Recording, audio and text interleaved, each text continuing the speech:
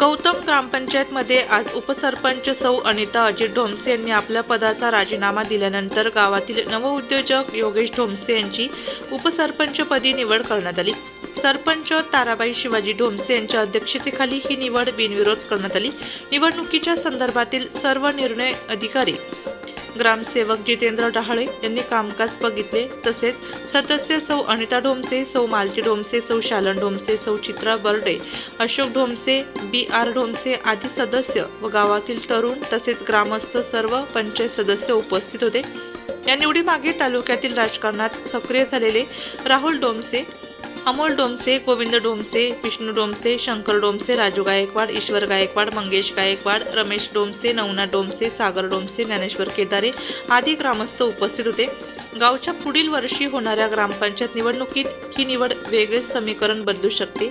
योगेश ढोमसे यांच्या निवडीने गावातील विकास होण्याचे संकेत दिले जात आहे।